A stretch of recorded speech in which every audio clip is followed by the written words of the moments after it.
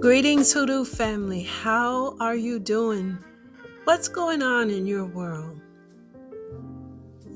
I really do hope that this video finds you well on this Wednesday. Look, we made it this far in the week, and I'm pretty sure we're going to make it to the end of the week no matter what. Really, all we can do is just take one day at a time. We can't live yesterday. We can't live tomorrow. All we got is today. And I think the biggest thing is to make sure that we do something constructive, that we build in some kind of way. We build in our lives on this day. Well, family, some of you have asked me to share my story. How I got into Hoodoo. How did I end up here in this space? So that's what I want to do in this video. And I'm hoping that the takeaway from this will be maybe you'll better understand why I do what I do and how I do it. But first, let me say, I am so very honored, so happy, and blessed to be here in this space with you. And I read the comments, and I can relate to just about everything that people are saying. You see, I got started in Hoodoo when I was young, and I've told this before. I even put it in my books. I started around 12 years old because I grew up around it. I grew up around Hoodoo, seeing and listened to the elders. But as I got older, that's when I really found out how much I needed Hoodoo in my life. Prior to then, I was dibbling, dabbling, experimenting. But when the problems of life really started hitting me, that's when I really needed to do some serious Hoodoo. As a single mom, living in poverty, but really just wanting a better life for my children, I think all parents can relate to that. When you don't have a lot, one of the biggest desires, you don't want to see, yes, if your children do well off financially, whatever, that is wonderful. But the biggest thing is just to see them do better and be better in life. And that's what I wanted. And I also wanted to use the traditions and the practices of my ancestors. Now, some of you have commented, you don't have a job. You don't have a lot of money. You're struggling to keep your home above water. And I can relate to these comments. I know what this means. I know what you're going through when you're saying this. Some of you facing right now challenges on your job, having problems with family, friends, your significant other. I certainly know about all of these. Not saying I've experienced everything that there is to go through, but I've certainly had my share of problems and crises and situations. So I have an understanding of why you are here in this Hoodoo space. But as for me and my journey, it just got to the point there were so many problems and my religion just was not helping me. It wasn't benefiting me like I wanted it to. I had to find a better way forward. I had to find a way to handle all of these things that were coming at me. And yes, I had that Hoodoo learning from seeing and listening to the elders, but at this point in my life, I didn't have the wisdom of Hoodoo. I didn't even know about wisdom in hoodoo at that time. I didn't have a spiritual connection. I wasn't connected like I needed to be to my roots. I could have benefited from a mentor. I could have benefited from some sort of instruction because I didn't know everything. And as I've mentioned before in other videos, the internet wasn't even invented yet. There was no computers in homes. There wasn't no hoodoo books for sale in my town. And then on top of all of this, I also had this internal conflict within myself, torn apart between my religion and my desire to do hoodoo. Coming from a deeply religious family, one of the things I've always wanted to do was amount to something. I never wanted to bring shame. I never wanted to see my mother be ashamed of me for something that I'm doing. And there was that internal conflict, wanting to please family, not wanting to rock the religious boat, but also that deep calling, desire to do hoodoo that grew stronger and stronger through the years. Let me ask you this, you ever have the desire, the need to do something, but you don't have the confidence or all of the information to really take that first step, to take the initiative? Let me know if you've been through any of this that I've just described. Let me know in the comments.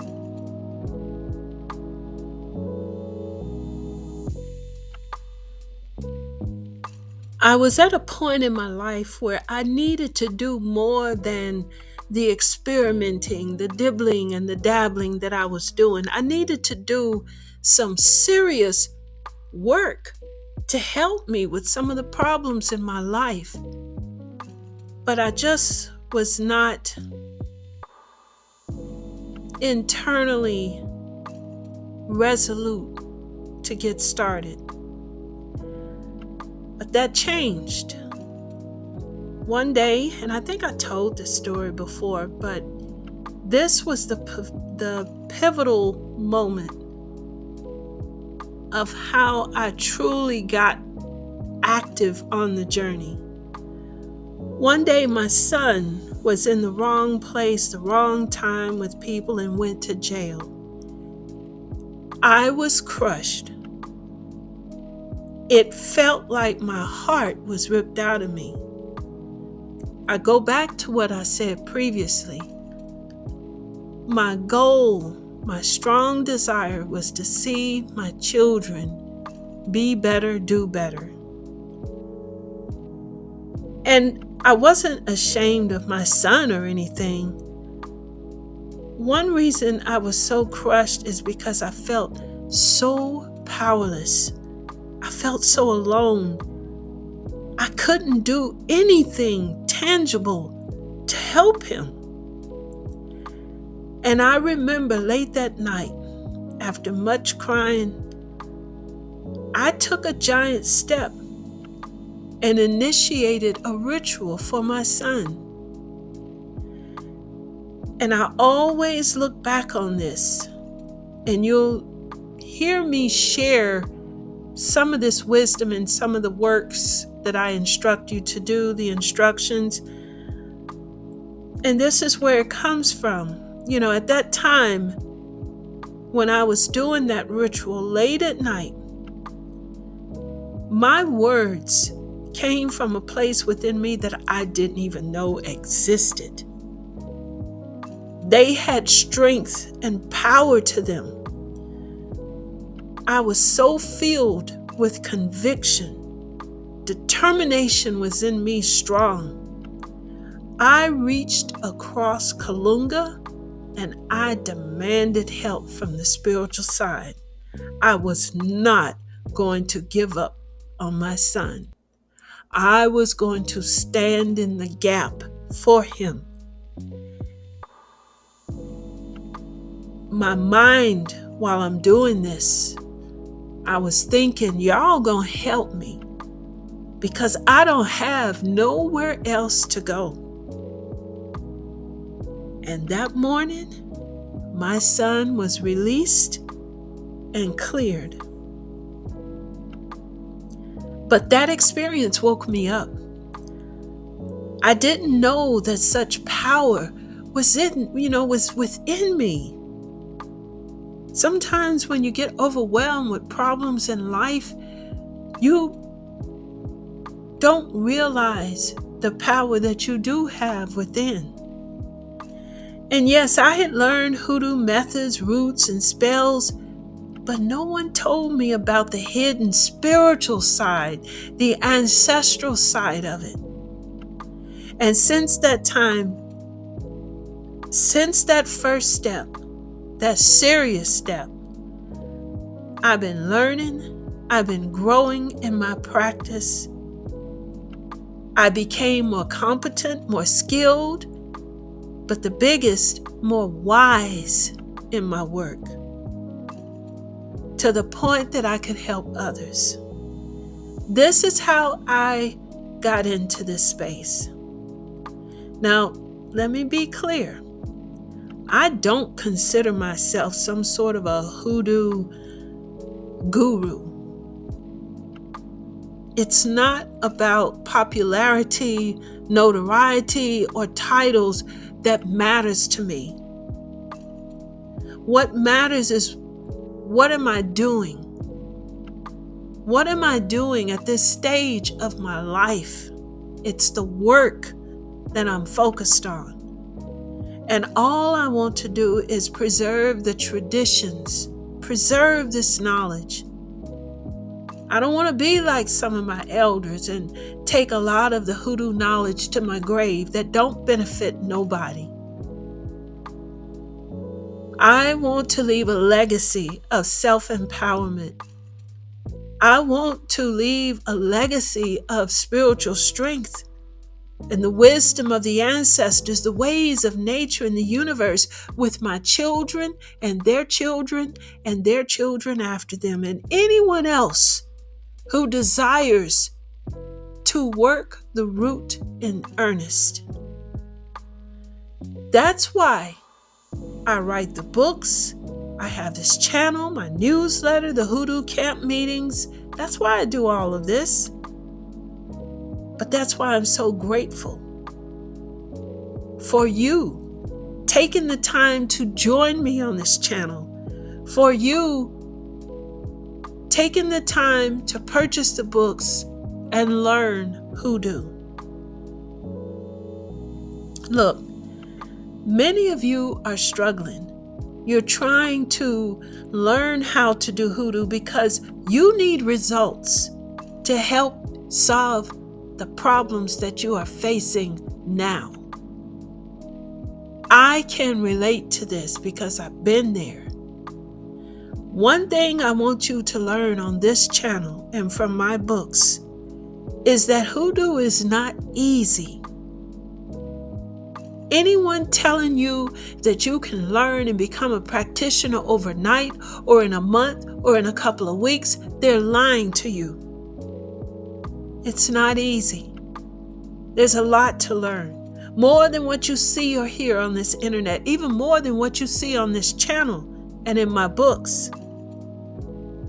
Hoodoo is not magic. This is not cosplay. And it's more than learning spells and herbs. It's sacred. It's a beautiful tradition that provides spiritual independence, spiritual expression, creativity, freedom. You know, I can truly say this. I did not become spiritual until I started doing hoodoo. I didn't come into my spiritual power until I started doing hoodoo.